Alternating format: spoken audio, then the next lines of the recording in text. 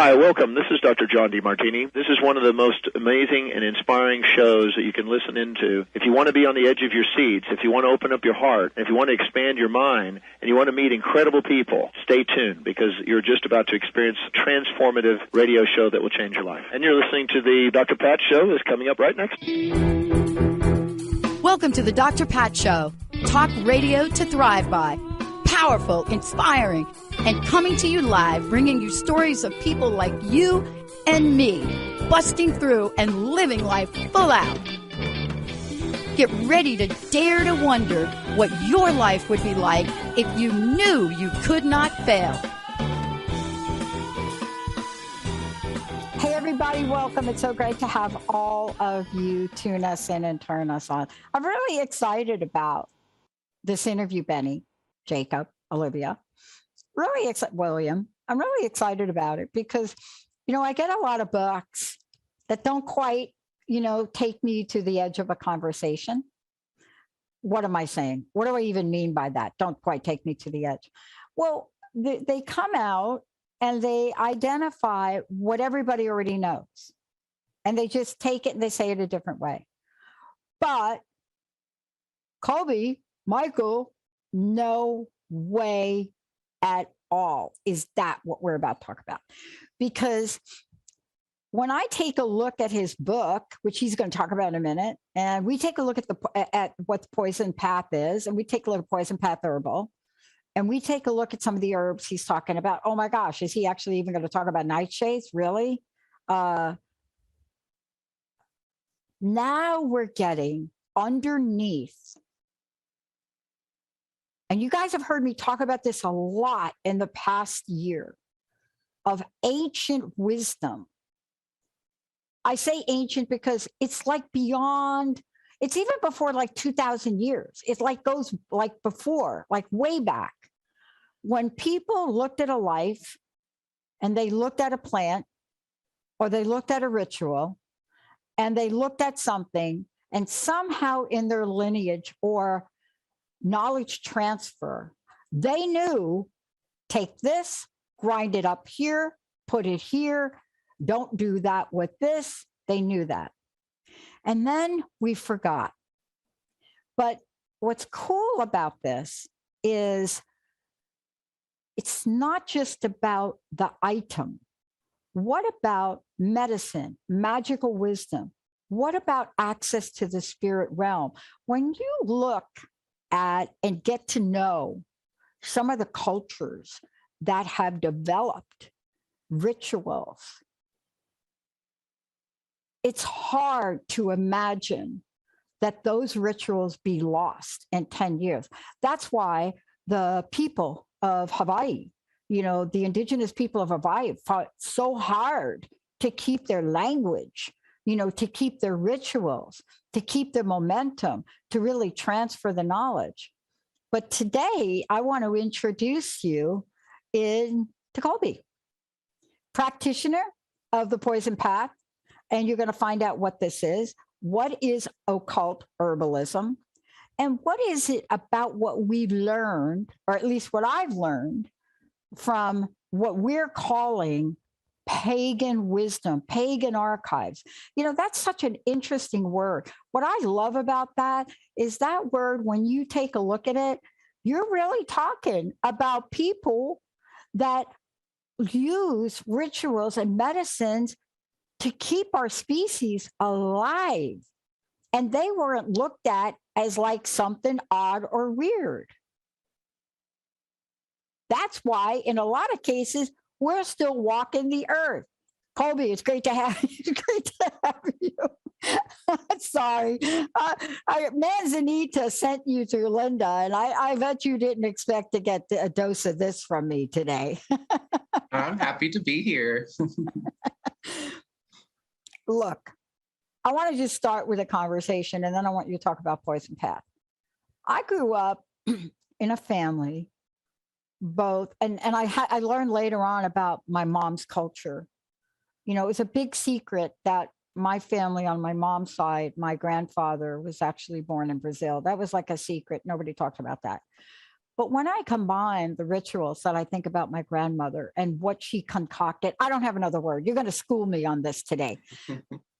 But when grandma's in the kitchen and she's grinding stuff up and she's yelling at grandpa that everything's got to be fresh, and you start to look at how she's using all of this, we never questioned grandma. Because the minute she put that stuff on our sore hand or our toe, or we drank it, we felt better. What is it about your life's path and about bringing this message forward that you want to make sure we don't forget? Yeah, the plant medicine has always been there, and like you said, it's kind of gotten us to where we are. We wouldn't have a lot of what we do without it, and the medicine and the cures, they work. That's why we still have traditional Chinese medicine that's been around for 5,000 plus years, and Ayurveda and practices like that have been maintained, and all of this indigenous wisdom. So just kind of reconnecting to that and a sense of that in my own practice and, my own life, connecting those things to my own background and worldview. So kind of investigating some of the plants that are, native to the land of my ancestors, Northwestern Europe, the British Isles, Scandinavia, things like that, because there is, a big gap in that knowledge. But I grew up working with plants and being in the garden and just being very close to nature with my grandparents. And it was interesting, coming from a conservative Christian Midwest household, that I would kind of develop that reverence for nature, but I definitely did. Yeah. I mean, I'm shaking my head because I'm so right there with you. It's very interesting to grow up in my household, right? With both my mom's side and my dad's side, but my mom's side of the family, they were very interesting. These are the Brazilian people that were afraid to admit grandpa was born in Brazil. But imagine this, you grow up in that structure, you go to church, then you come back and you see all this other stuff going on, in the kitchen. I want to talk to you. People may not know what we're talking about when we say the poison path. Mm-hmm. Let's explain the entheogens. Let's explain all of the ologies about this, the roots, and why this is so important to remember today. Because can I just say something? I play a sport and I have a lot of Asian friends, right?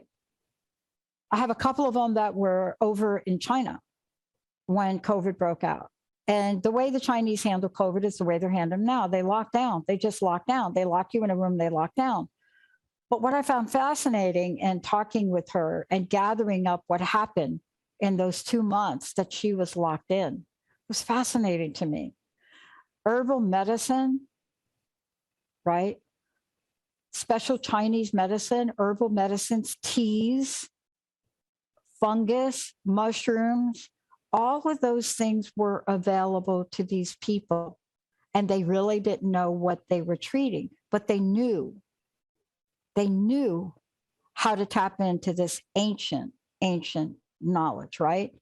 Mm-hmm. And that's what I think you're doing. So tell everybody about Poison Path.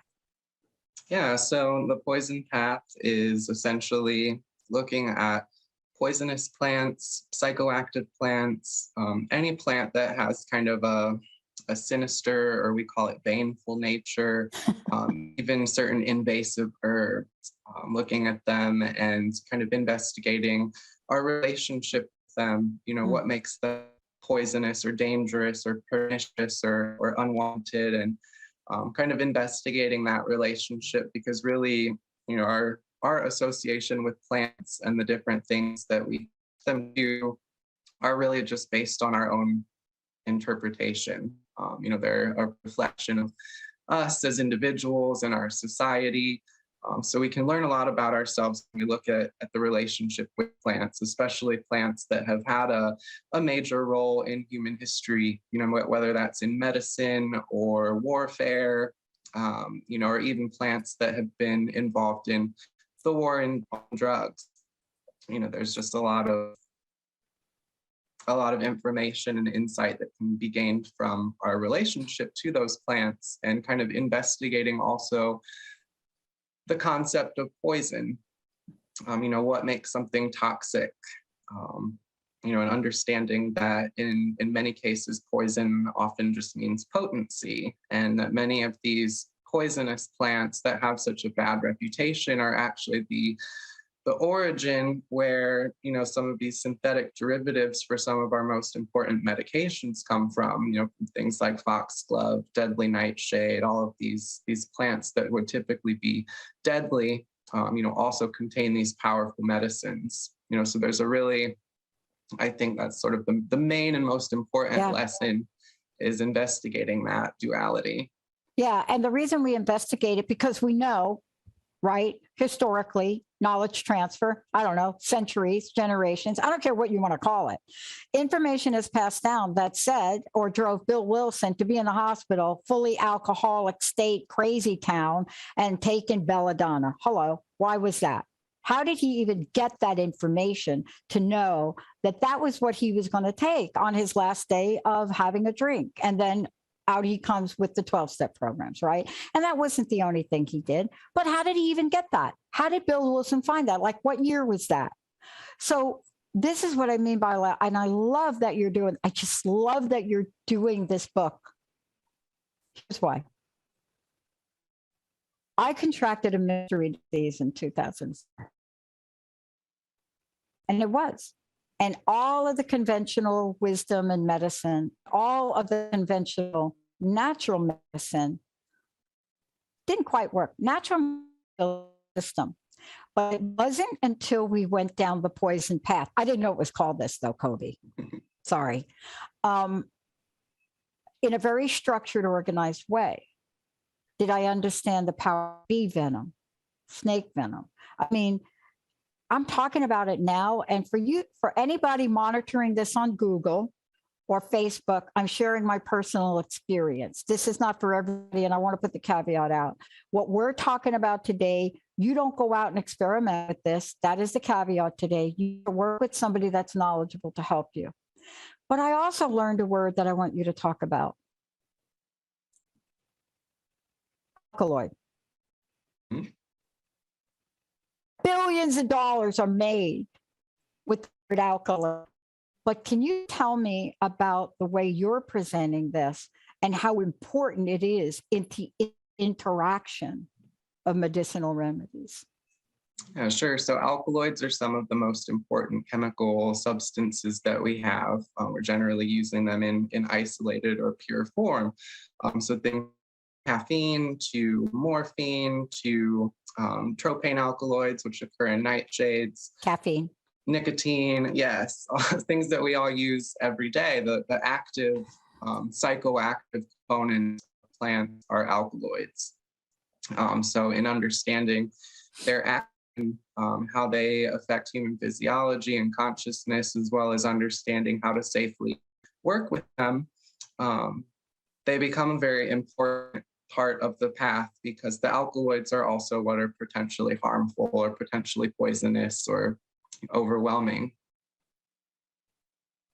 Yeah, I love the way you've written this book. I got to tell you this. I mean, I'm a little researcher at heart, and literally my time, I do not have time to really get knee deep in this. But if I did have time, I'd probably study with you and learn some more about this, because you are describing things that most people don't want to talk about. And I love the way you're doing it. Everything from to scopolamine. And I mean, you're explaining how this all works. Mm-hmm. How in the world did Coby Michael get on this pathway in life? What the heck did you have to overcome in your life? Now, I'm not kidding. I mean, I wouldn't know anything about this if I wasn't dying for 10 years. But what happened to you where you said, this is my life's path? Yeah, really kind of found me. And looking back in retrospect, it makes a lot of sense. I came from a divorced family. Dad was an alcoholic, so a lot of abandonment issues and substance abuse related things, right off the bat, and dealing with all the emotional turmoil of that. I think it was like the early 90s then. So it's not like a very popular thing to have happen yet.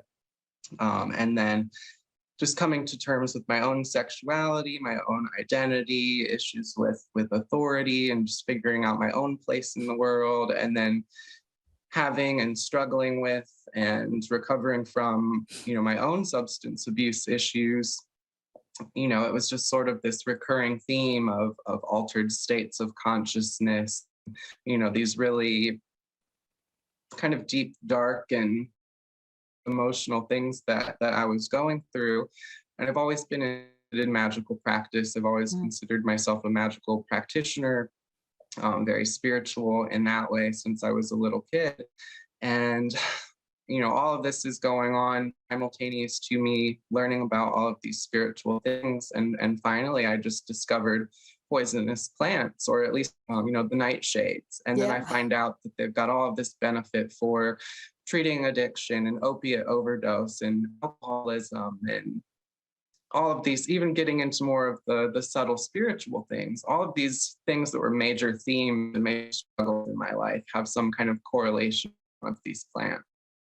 I never knew why Grandma, after a big Sunday festival, like with Italian, it's a lot of these people at the table, like the entire Italian Latino people around the table, like food all day long, drinking all day. I never thought about why the next morning she'd be grinding something up to give all the adults, right? And I still to this day don't know what she was doing. You say something in the book that I really want you to talk to. Thank you for sharing that personal story. You and I are not very different. Maybe different in age, but we're not very different in our life path. We're very close. We could be two peas in a pod. And I think those experiences, when we're on sort of defining who we are and standing tall in who we are, and we have to really face the brunt of how courageous that is and how different it is in life and our families and our relatives. It's not without wanting to numb ourselves. The path that we may go down is like, wow, I don't know how to talk about my sexual identity, and why don't I just get numb about it? Maybe I'll find the courage. But you see, I'm hoping that in years to come, and I pray that that is not stigmatized as it is today. But you also talk about this. I've been fascinated by this. You say it is important that we not forget what brought us to these plants to begin with. Their practical use and growing prominence in modern witchcraft continue the ancient tradition with these powerful botanical allies. I have made statements that witchcraft has never been more popular. Why do I say that?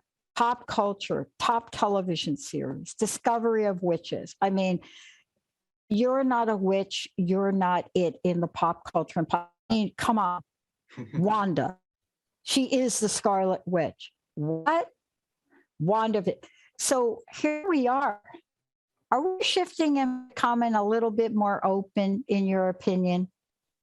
I think so. I think it is sort of a representation of a shift back to the, feminine side of things, and kind of seeing these just, powerful female roles, and not just in people that are physically female. We all contain like that female component, but I think there is a major kind of shift in our consciousness that's heading that way. And I think that the witch is a representation of that, and it comes to contain so many of things that we're dealing with right now.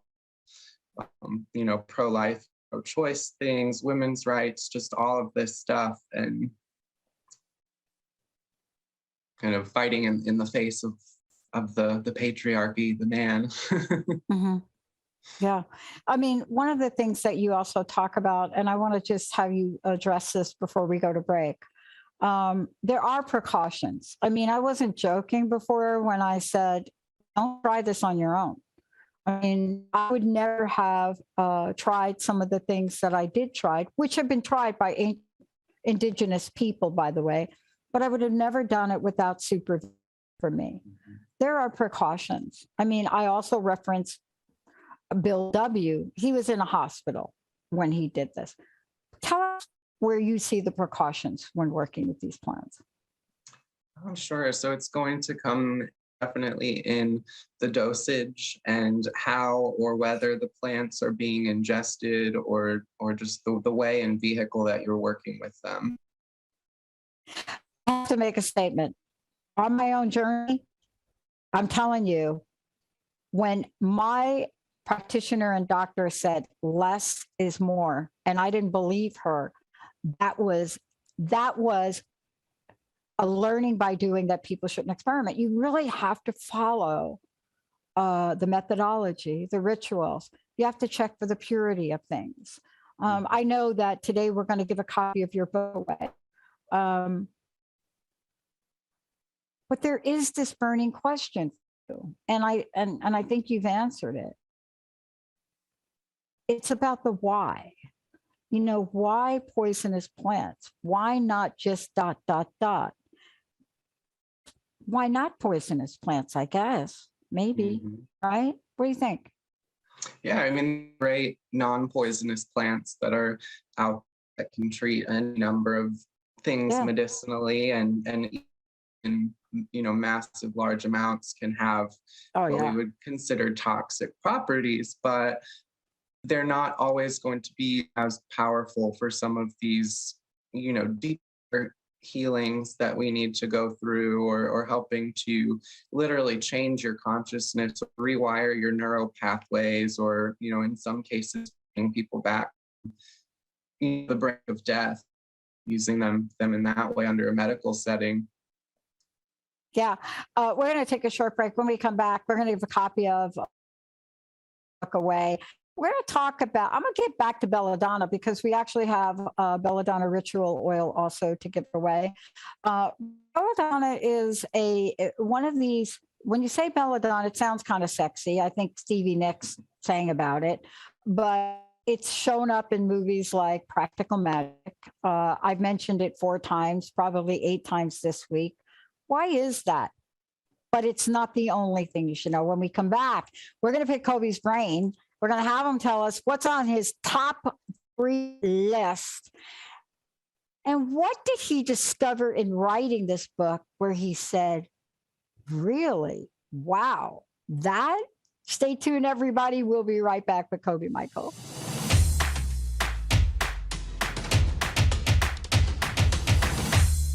Hey, everybody, welcome back. It's so great to have all of you tune us in and turn us on. I am so thrilled. As I said before, it's just wonderful to have Coby joining us here today, and to really be talking about, what is so important, at least to me.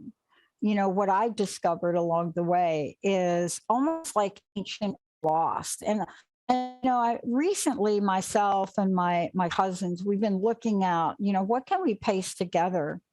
And one of the things across the board that we come up with is, what do we remember about our grandparents? What do we remember about what they've done? And this particular part here is something that all of us kids remember. And I was just saying to Coby before during the break, gosh, I said to my cousin, why didn't we pay more attention to this? Why didn't we watch this? And he looked at me and he said, we just didn't. And he said, remember, she didn't really speak English very well. I said, oh, okay, that makes sense. Before we go on, we have a copy of Coby's book to give away, Benny. 1-800-930-2819. Let's go ahead and do that. The 1-800-930-2819. Coby, can you give out your website? Because you've created much more than the book we're talking about. And tell us what people will find when they come to your website. Yeah, so my website is thepoisonersapothecary.com. And it is a collection of herbal formulas, amulets, medicinal and magical preparations, working with all of the plants that are in the book. A lot of the recipes that you'll find in the book are actually available on the website too. So it's really just kind of a variety of what the poison path is and what it has to offer, and sharing with people different ways that the plants can be worked with. Beautiful. And as I said, Benny, let's go ahead and give a copy of the book away, and then we'll come back to it. You know, I want to hear from your perspective a little bit on, as you were writing this book, and, you know, it's always a journey, I think, when you do something like this. You know, were there aha moments? Was there something that you found that where you said, wow, I knew about this, but I didn't quite know this? I think there were many moments like that over the years. Definitely, it took me 6 years of research and about 3 years of actually putting everything together for the book to finally take its final form. You know, so one thing, just the realization of the amount of indigenous knowledge that is still out there, and the risk that these people are at for having that knowledge being lost, and the ways that modern, you know, Western anthropologists and things have gone to these parts of the country and kind of taken that knowledge and brought it back to the West to be used in modern medicine, and just really completely changed the integrity of things. And, you know, so that was a big aha moment, that realization that, you know, the lore isn't necessarily lost. We've just forgotten it in some parts of the world, and it's kind of getting back to that original way of thinking that these indigenous cultures have maintained for all these thousands of years. Yeah, I mean, I want to talk about this before we jump ahead. I want to talk about your, you know, the great way you've outlined the 3 ways. And in the book, you talk about the 3 ways. For those of you out there, there's so much in the book. It's quite a robust book. But in the book, you talk about the crossroads of the path of poison. And in this particular chapter of the book, you also reference the 3 ways. There's a great diagram in here, you know, of a triangle. But it really is quite a powerful symbolic message. And what I mean with that is the way you present a book, it has glyphs. Tell us about this. Tell us about, you know, threefold. Yeah, so that was kind of an idea that crystallized while I was assembling all of this information. And the 3 ways are using the 3 planets, Saturn, Mercury, and Venus, to kind of categorize not so much the plants themselves, because there's often overlap between all 3 of those, but to categorize specific ways of working. And those specific ways of working relate directly to our most popular or prevalent folkloric witchcraft practices, or things that would be typically associated with medieval European witchcraft or things like that. So the Saturn, Mercury, and Venus represents currents of working, so different methods of magic, talking to the dead, aphrodisiacs, traveling the realms, and those are all represented by those planetary archetypes as well. I love, though, the inclusion of aspects of astrology, and what I call astrology in here, but you also reference, for example, Saturn, right? And I think Venus and Mercury as well, if I'm correct. I'm trying to remember now. But it's fascinating how you've created this beautiful web of pulling all this together to explain this, you know, to explain, yeah, this is how folks did it back then. And this is really what we could learn. I was especially thrilled that you pulled out this whole section on belladonna. What is our fascination with belladonna? I don't know. My favorite. But we are, right? It's like we are, like we're like, I mean, come on, like we are, right? Mm-hmm. Maybe talking to us. I think so. I think there's a lot that it could cure right now that we don't necessarily know about or know enough about. And there's not really anybody with enough medical degrees willing to do the research. You know, from addiction to pain relief to, you know, working with it energetically for shadow work and things like that. There's just so many areas that it can help. Yeah. And then there have been people that have come along which have demonized, right? I mean, we always have that, right? Belladonna, the beautiful lady, right? What does belladonna mean? That's just right. Beautiful Yeah, lady. beautiful woman. And it's been used. Of course, it would have to be demonized at some point, right? But it's been used in magical practice. It's, like you said, been used in addiction.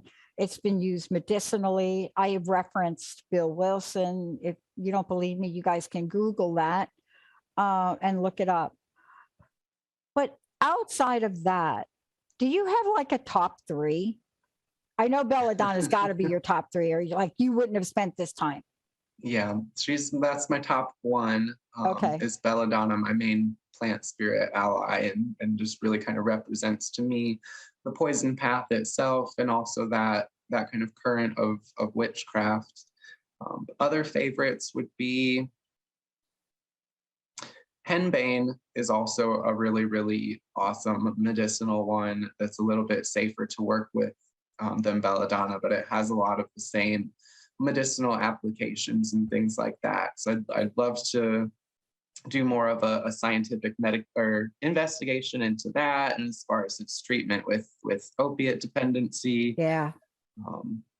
So yeah, belladonna, henbane. Foxglove is another one that I've been working with over the past 6 months, and it was one that I wasn't always super attracted to. I started working with it as a flower essence to help with some heart issues, and that's been doing really great, and have some growing over in the kitchen, and they're just really nice to have around. Yeah. Along these lines, we're talking about plants, especially foxglove, which has gotten like everybody to say, don't eat it, don't let your pet eat it. I mean, like, right? I mean, we already know that. But there's one category that has really, really, really gotten a bad rap across the board. And it's not only gotten a bad rap across the board, but it's also made it to mainstream bad rap. Just saying the word nightshade, people think they know what that means. But it's really taken on such negative connotations. And I got to tell you, I grew up in a family, peppers, eggplant. I mean, these were like on the table. Talk about nightshades and how you address this and how you address them in your book. Yeah, so nightshades are one of our most important food crops and medicine crops. Everything, eggplant, tomato, potato, tobacco, all of those are in the nightshade family or Solanaceae family. Solanaceae comes from the Latin, which means to soothe. So a lot of these more potent nightshades also have a very sedating, soothing quality, used for pain relief and anti-inflammatory effects and things like that. But they have to be done so in the correct dosage, because at the larger dosage, they become much more stimulating, and in some cases hallucinogenic, and can even lead to coma, death, and things like that. So it's really important how to approach them. But nightshades are kind of the favorite plant family of witches, of those of us that identify or connected to kind of that medieval European witch archetype, like mandrake, belladonna, henbane, and then later datura. I want to take a short break. When we come back, what I want to ask you about is, as you look ahead, now that you've written the book and you've discovered so many things, I would love to know what you're most excited about experimenting with more. Which one of these? There are some in here that I looked at and I thought, wow, I wonder what he's doing with that. I wonder what he's doing with that. And then my friend said, you got to ask him about juniper, what your obsession with juniper is, Pat. Juniper, you like drink the tincture, right? What is it about juniper with you that you just cannot get enough of? And by the way, I don't overdose on it. I'm very mindful of it. But anytime I go to my naturopath, I walk in the door and I say, I need two things: colloidal silver and juniper. And then she has to test me for it. And I either walk out of there with it or I don't. When we come back, what happens when we're drawn to something, as Coby is going to talk about, and you want to know more about it? Stay tuned. We're going to take a short break. We'll be right back.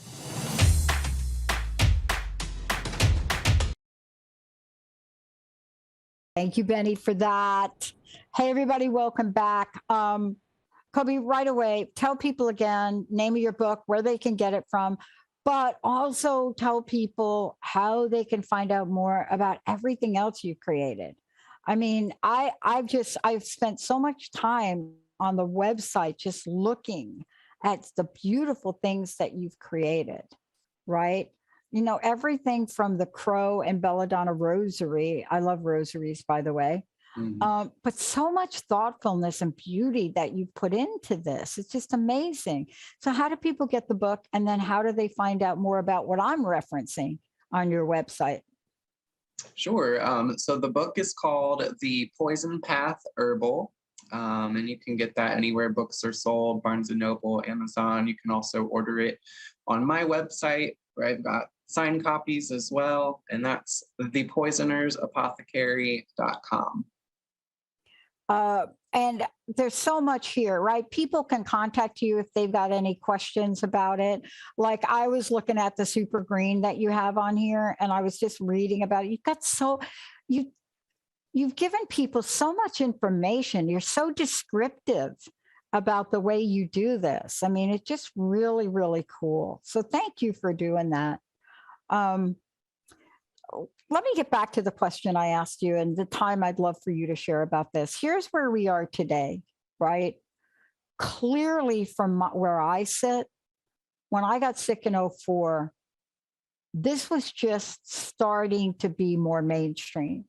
You know, whether you want to call it natural medicine, whether you want to call it herbal medicine, whatever you want to call it, it just started to come more to the forefront. Now with the digital platform and internet, it's accessible to a lot of people.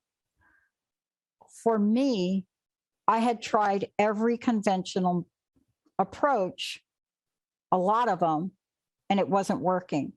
So I, out of desperation and out of some good luck, found a great naturopath, and we took this journey together. I want to ask you this question as you look ahead. What most excites you about looking ahead? And what are you most excited to learn more about from your book or from your work? Gosh. Well, it's a growing community, and there's a lot of people that are interested in working with plants like these and coming from all different directions, you know, from magical practice to psychedelic spirituality, to a more, medicinal healing kind of a background.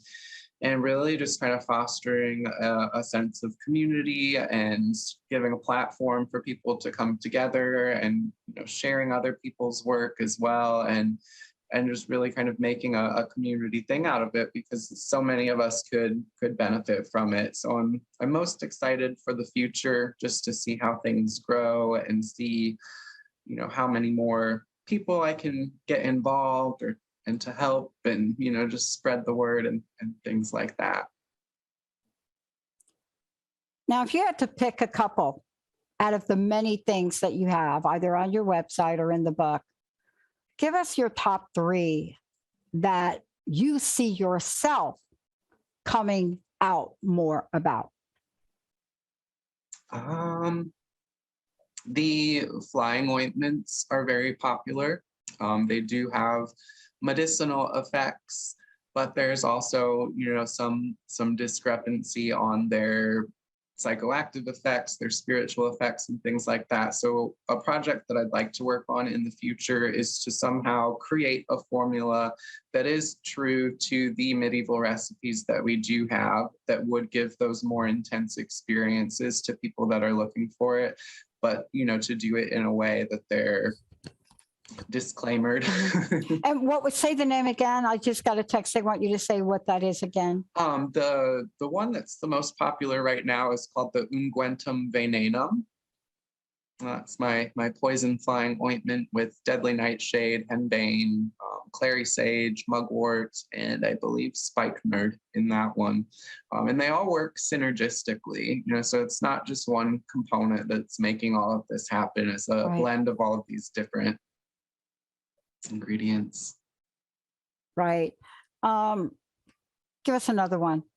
This is like hot off the press. This is like an exclusive What's Hot by Coby Michael. This is like what's hot and what's not. Well, I love the rosaries. Everybody loves the belladonna and crowfoot rosary. There's another one that's newer that's out. It's called a deadly nightshade reliquary. And it's a really neat little spherical locket. So it's all hollow on the inside, and then it has a deadly nightshade berry in the middle of it. So those are really nice to have around, wearing as a talisman or charm. Yeah. And when people go to your website, they're going to see and be drawn to the beautiful pictures you took. Thank you for doing such a great job at demonstrating what it is you're selling. So often, people, I go to their websites and I go to their product page and it's like so teeny weeny, I don't even know what it is. But it's also beautiful. I'm going to ask you a different question in the few minutes we have left. I grew up in an era where psychedelics, for lack of a better word, psychedelics started to become medicinal remedies. Now, of course, everybody knows the generation I grew up is just crazy. So most of the time they thought that's what we did. But there were a group of people, Ram Dass, a couple of other people, that really saw that there's a way to mental stability. And I need to put a disclaimer in here for anybody listening. This is an opinion that I'm giving and a personal experience from people I know. What do you think? Have we kind of overlooked the potentiality of that movement? And do you think it's coming back in a more safer way? Yes, absolutely. Absolutely.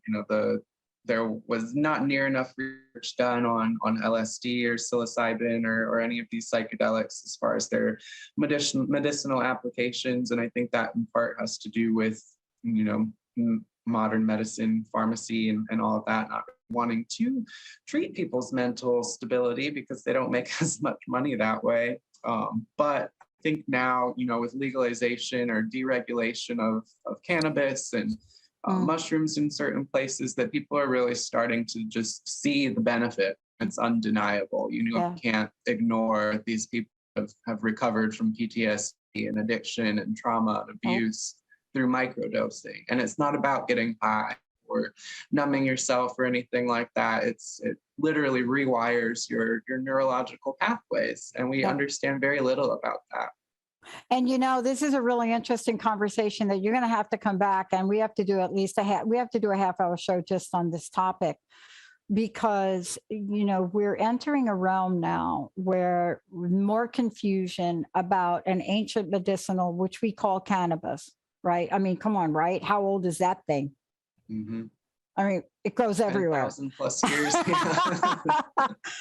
And yet it's gotten a bad rap. And I think we're in a cycle where if we could just truly do what you said and really pull out the medicinal benefits. And I like microdosing. Thank you for saying that, because every time I bring it up, I get an email that says, how can you be supportive of AA, NA, and 12-step programs to even talk about this? And I always answer that question privately. Mm-hmm. But the point is this, and by the way, they've asked me whether I use. And so it's interesting because I don't, but I understand the medicinal value of it. I've seen it. I've seen kids that are autistic. I've seen this. And the only remedy comes from a pure, regulated, great practitioner that understands it. How much more do we have to learn about marijuana in the medicinal field, do you think? I mean, we're still discovering, different medicinal uses and new isolates and things like that. I mean, I think there will always be something to learn from that plant in particular, because there's just so many different uses, and it's always been that way. And that's why we've kept it, or it's kept us. You know, in easing people's minds. I think there's a lot of societal stuff kind of attached to it, and in the war on drugs being largely, you know, attached to, it was more a war on race than a war on drugs. But I think we're finally, you know, starting to see some people rise up and get past that, and to see that the benefits outweigh, you know, all the things that we've been told. Yeah. And by the way, even with you and so many like you, though, Coby, you know, even when people go to look to buy something from your website, you have to have a disclaimer on there, because there are states like Alabama where you can't bring this in, but you can't even do astrology, I don't think, in Alabama either. So I'm just saying about that. Mm-hmm. But there are some places which I was kind of surprised about that you couldn't ship to. I was really shocked about Vermont. It caught me by surprise. And so people have to really understand what is going on in their own world, in their own politics, in their own legislation that might be preventing this movement from moving forward. And you know what? Saving more lives. I got to tell you, I can't share it on air today, and I won't. But this latest outbreak we've had, so many countries use so many different herbal remedies before there was a conventional one. Mm-hmm. We just can't talk about it, or we'll be banned. And yet, it's sad to me. Coby, thank you for today. I want to ask you one more time, please tell us about your website, how to get the book, and gosh, I'd love to know your personal message, what you want to leave us with. Sure. Come back and do that cannabis show with me, all right? Like a half hour. Yeah, absolutely. Okay? I'd love to. Okay. Bring some friends.